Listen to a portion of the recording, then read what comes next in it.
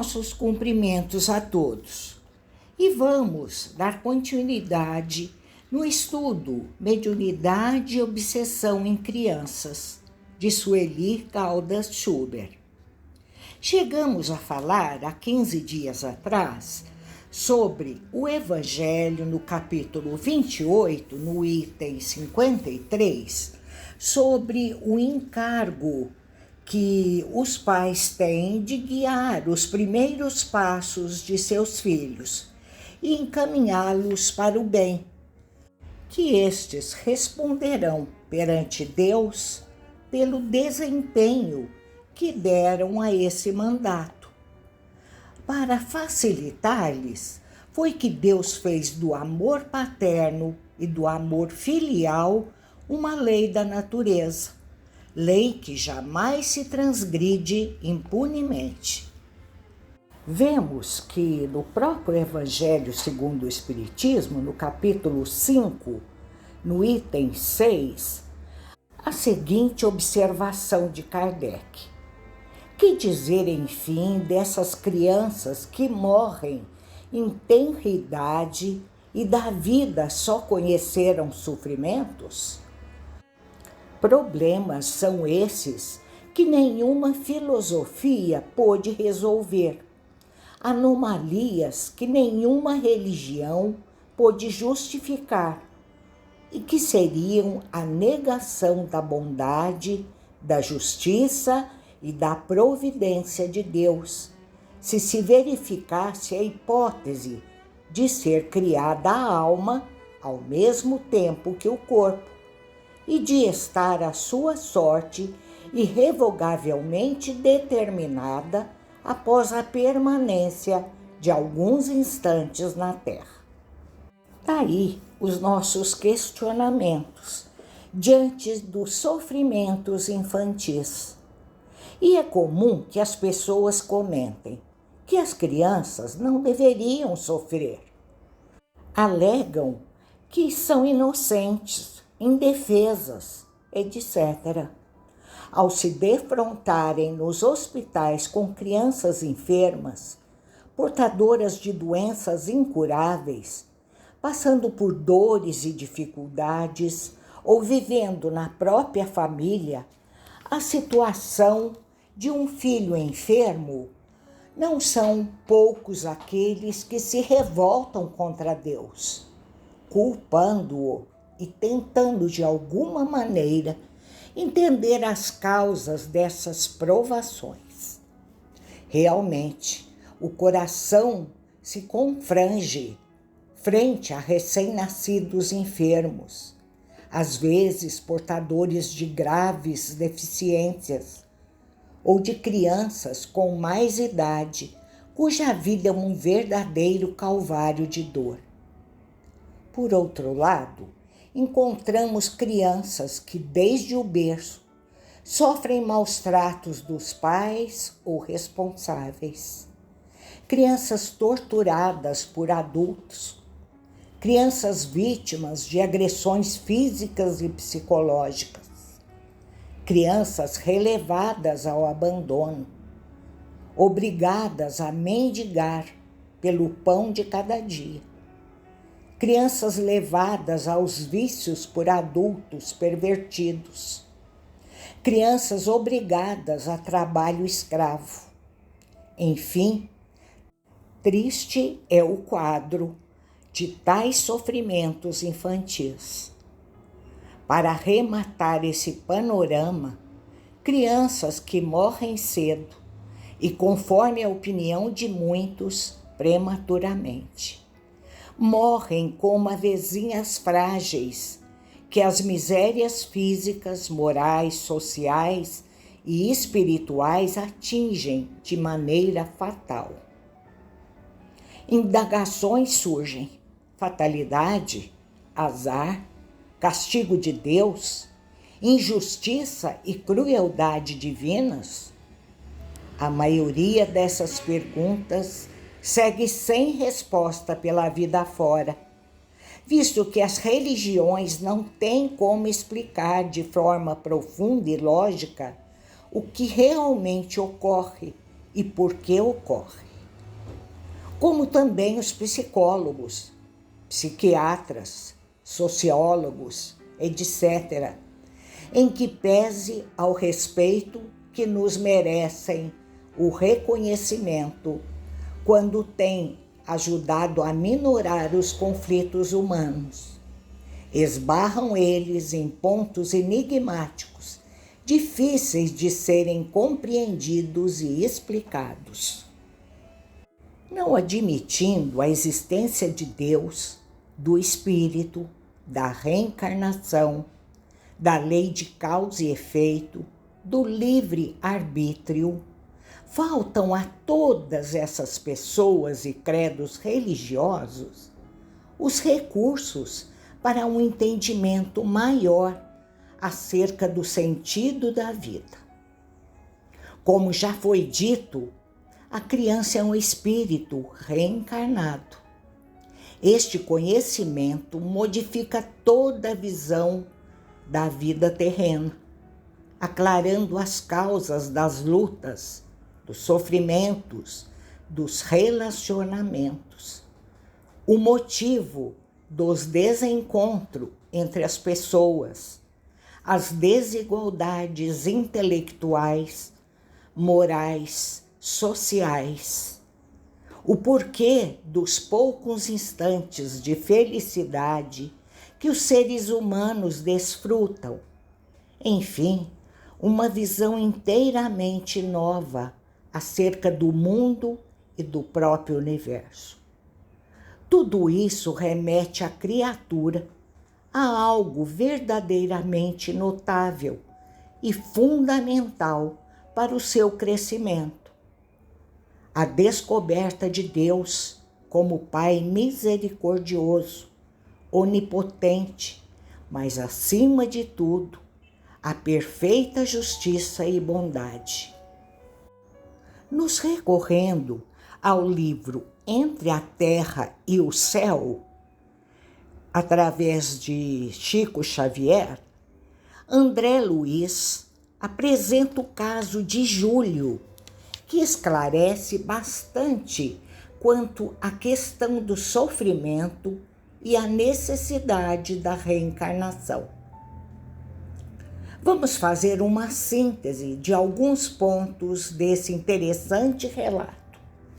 Júlio era o filho caçula do ferroviário Amaro e sua esposa Odila. Esta desencarnou, deixando-o com a filha adolescente Evelina e o pequeno Júlio. Ao fim de algum tempo, Amaro casa-se com Zulmira.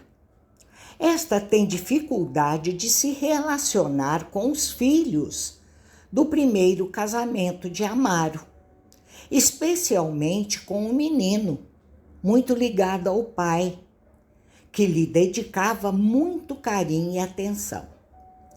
Vendo-os juntos, a madrasta passa a ter ciúmes do enteado, imaginando que, se ele morresse, teria o marido só para si, não tendo que dividi-lo com mais ninguém, já que Evelina era muito retraída e não lhe dava trabalhos.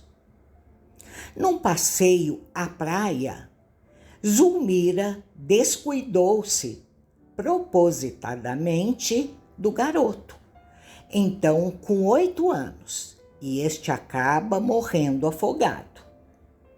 No último instante, ela se arrepende, mas já é tarde. Presa de remorsos, ela adoece, pois o marido, por sua vez, distancia-se dela, julgando-a relaxada e cruel com os filhos. Entretanto, Júlio trazia consigo a morte prematura no quadro de provações. Ele era um suicida reencarnado. São esclarecimentos de Clarencio, instrutor espiritual de André Luiz, na obra citada. Júlio, espírito, é imediatamente amparado e levado para uma instituição no plano espiritual, o Lar da Bênção, importante colônia educativa, misto de escola de mães e domicílio de pequenos que regressam da esfera carnal. O menino apresentava um quadro de sofrimento e por isso necessitava de atendimento especial, tendo sido entregue aos cuidados de Blandina, espírito detentor de expressivos méritos, que o acolheu em seu próprio lar. Júlio tinha poucos momentos de tranquilidade. Chorava, inquieto, sentia dores na garganta, onde se localizava uma extensa ferida.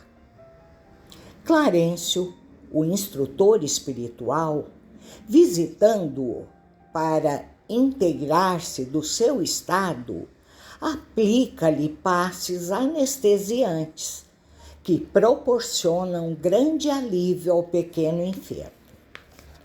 Por outro lado, Odila, tomada de ciúmes da nova esposa de Amaro, que é Zulmira, e julgando-a culpada pela morte do filho, passa a obsediá-la de forma muito intensa, o que agrava o estado físico e psicológico de Zulmira.